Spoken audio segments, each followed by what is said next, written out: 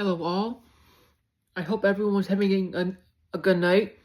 As I promised during the short, I'll be doing two parts for the Android and Cell Saga. Those two are interconnected for a reason, and I'll go into those reasons. But before I do, first, I really want to say thank you to all the people that helped me from the very beginning. Without all of you, I wouldn't be here. So thank you very much for the love, support, and respect that this channel gets. Without all of you, I wouldn't be here. So thank you all for the support. And I really appreciate it. And if you like what I do on this channel and want to help with the cause, my channel is at History Above 2.0. You can't miss it. And I do movie reviews, TV show reviews, and gaming reviews. If those are your thing and want to check them out, I have a playlist for each. And go from there. Comment down below, like, share, all the good stuff. With that out of the way, ladies and gentlemen, let's get on with the show. And I'll be going into part 1 of the Cell and Android saga for Dragon Ball Z. How this starts is based on a serious tone, with the Android Raggities 17 and 18.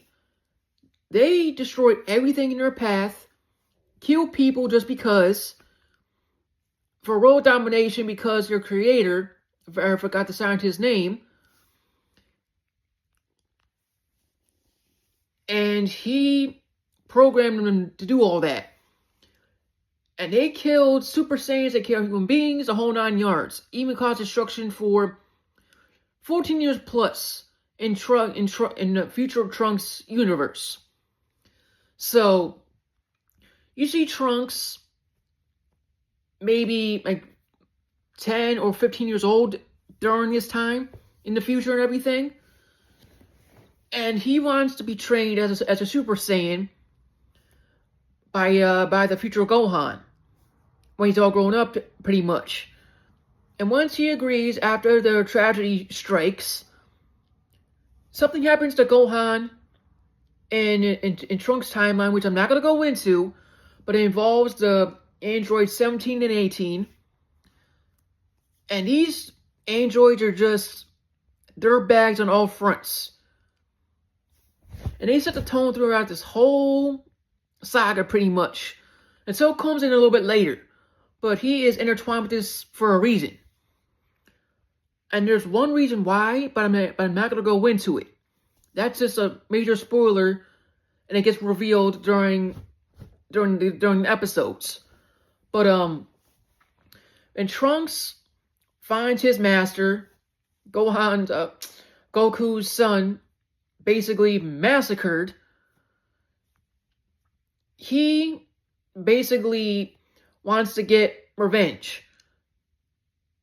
Before he gonna go Super Saiyan, because something was holding him back.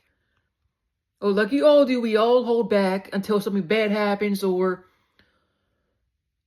a bad event.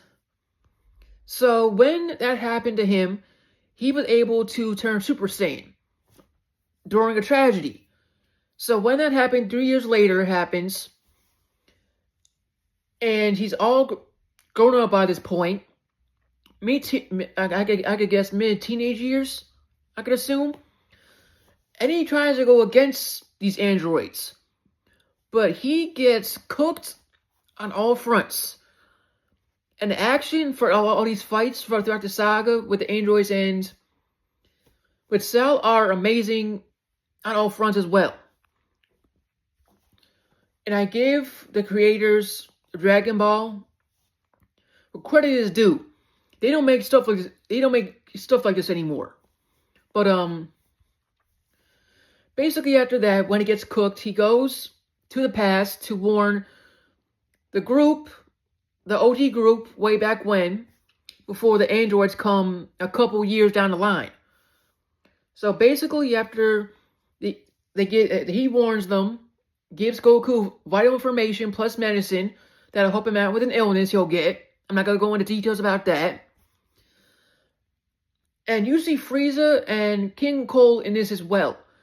But Trunks handles them in a lot of ways that they won't ever come back. But of course, they made a movie about Frieza after these events, which I already posted down below if you're interested. It's called Frieza Resurrection.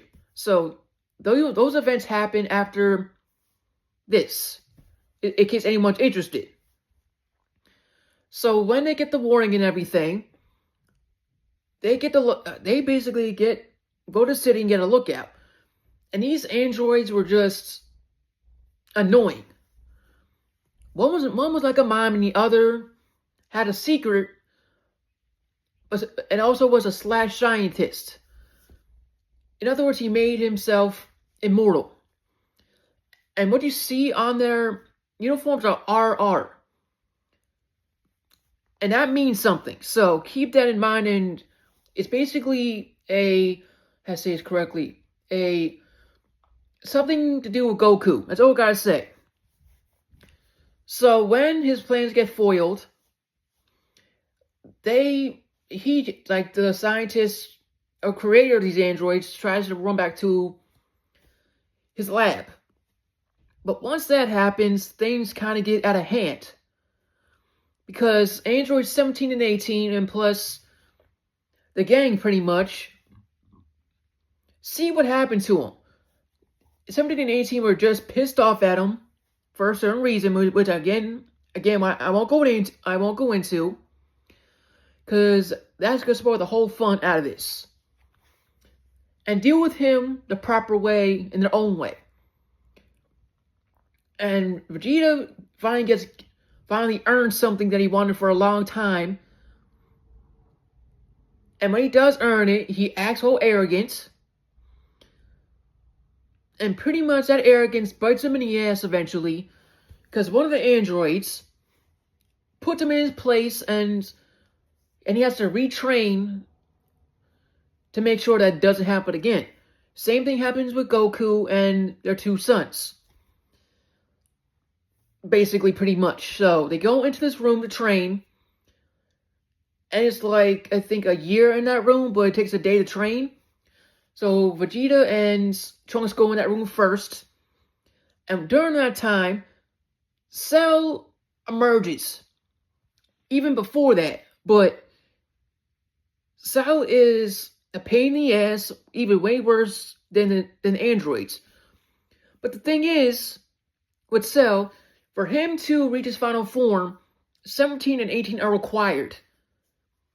And he has to do something with them to reach that final form. I'm not going to say what, because that's going to spoil the fun for it.